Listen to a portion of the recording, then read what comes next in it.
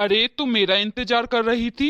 मुझे तो क्या वो रामू ने रोक दिया था। उसकी बहू ने खाना बना लिया था तो बोला खाना खा के ही जाना। अब तुम्हारा भी टाइम हो गया है रेस्ट करने का। 1 बज गए हैं। रेस्ट कर लो तुम भी।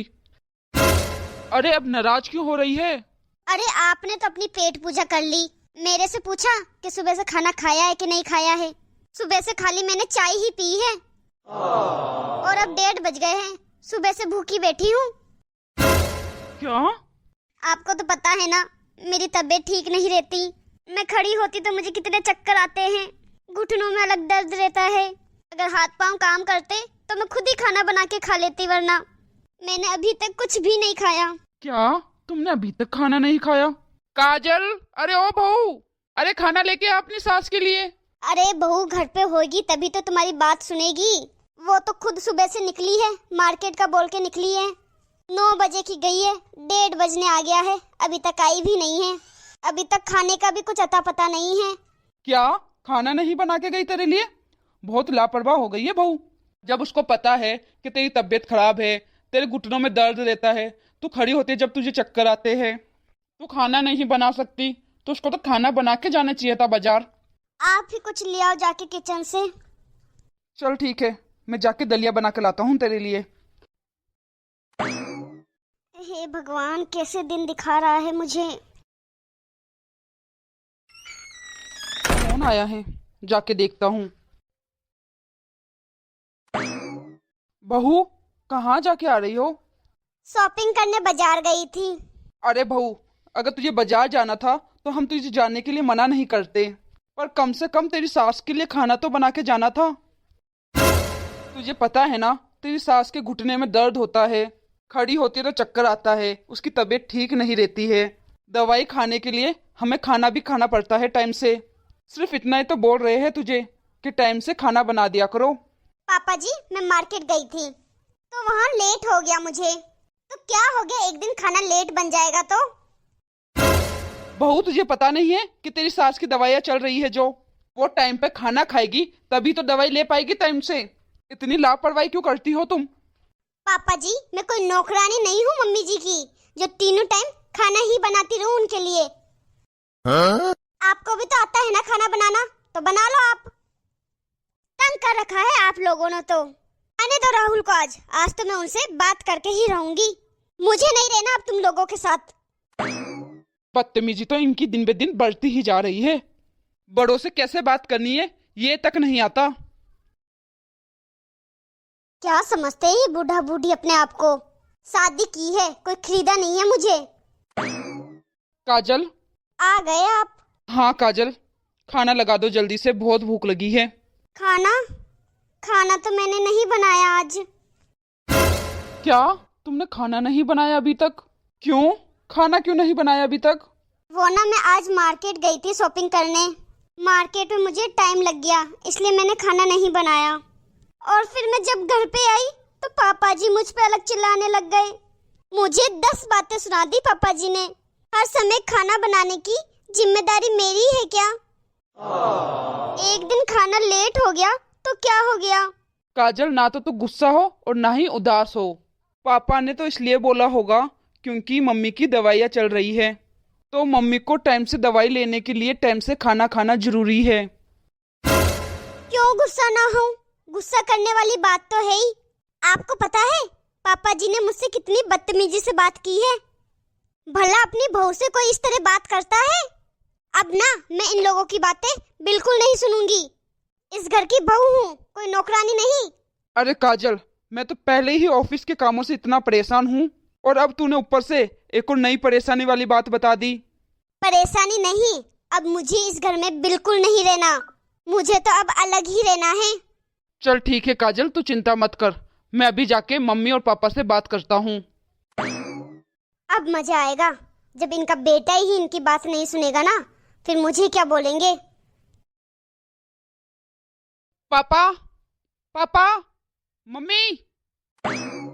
अरे चिल्ला क्यों रहा है? तेरी मम्मी सो रही है।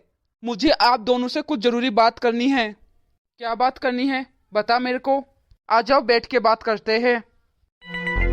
पापा, आप काजल से क्यों बदतमीजी से बात करते हो? अरे बेटा, बहू बाजार गई थी, कम से कम तेरी माँ के लिए खाना तो बना के जा सकती थी ना वो। और क्या बोला है मैंने उसे?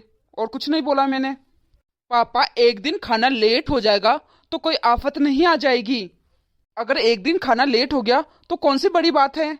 मेरी बीबी से ऐसे बात करने को किसने कहा था आपको? अरे बेटा, मैंने क्या बोला उसे? मैंने तो बस इतना सा बोला था उसे कि अपनी सास के लिए खाना बना के चली जाती। पापा, काजल की उम्र है अभी घूमने फिरने की। क्या वो सारे दिन घर पे बैठ के आपके लिए रोटियां बनाती रहे? अरे बेटा, घूमने फिरने के लिए किसने मना किया है? भले घूमो फिरो, पर घर की कुछ जिम्मेदारियां है वो भी तो निभानी पड़ती है ना। अगर सुबह खाना बना के चली जाती तो कोई बोलता थोड़ा ना उसे कुछ। अरे पापा, आप तो मेरे लिए भी कुछ नहीं सोचते।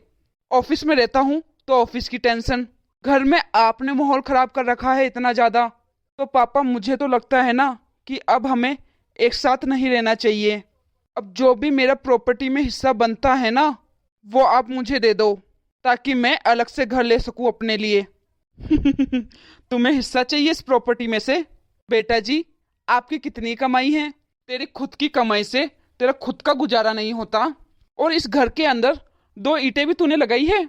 ये जो बंगले जैसा घर है ना, मेरे अकेले की खून पसीने की मेहनत है। ये घर बन रहा था तब तू तो इसको देखने तक नहीं आया था, इसके पास तक नहीं आया था। पापा जी, हमारा हिस्सा दे रहे हो या फिर क्या बहू? कैसे लोगे मुझसे हिस्सा तुम? या फिर पापा जी, हमें कोर्ट जाना पड़ेगा। बेटा, मेरी तरफ से परमिशन है, तुम कहीं भी जाओ, जिस मर्जी कोर्ट में चले जाओ।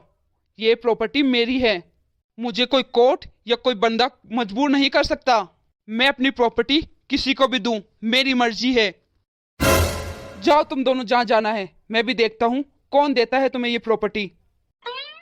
अरे पापा, आप तो बुरा मान गए, हमारे कहने का मतलब यह नहीं था। आप ना गलत समझ गए पापा, हम तो ऐसा बोल रहे थे कि बस बेटा, मुझे कुछ नहीं सुनना, मुझे सब समझ आता है कि तुम क्या बोलना चाहते हो क्या नहीं। ऐसे ही धूप में सफेद बाल नहीं हुए मेरे। तूने तो अभी 2 मिनट में ही गिरगिट की तरह रंग बदल दिए। मैं तेरे पे कैसे भरोसा कर लूं? नहीं पापा, ऐसा कुछ भी नहीं है, वो तो ऐसे ही गुस्से में बोल गया मैं तो। सहारा कुछ जो भी था ना, आप भूल जाओ प्लीज पापा, हमें माफ कर दो। हाँ पापा जी, हमें माफ कर दो। अगर आप हमें घर से निकाल दोगे तो हम कहाँ जाएंगे? हाँ पापा, हमारे पास इसके अलावा दूसरा घर है ही कहाँ। नहीं नहीं बेटा, ये तो तुम्हें अपना खुद देखना पड़ेगा। यदि जाना चाहते हो तो गेट खोल देता हूँ, दोनों अभी जा सकते हो। नहीं नहीं पापा, हमें माफ कर दो प्लीज, हमसे गलती हो गई। हाँ पापा जी, माफ कर दो प्लीज, हमसे बहुत बड़ी गलती हो गई है।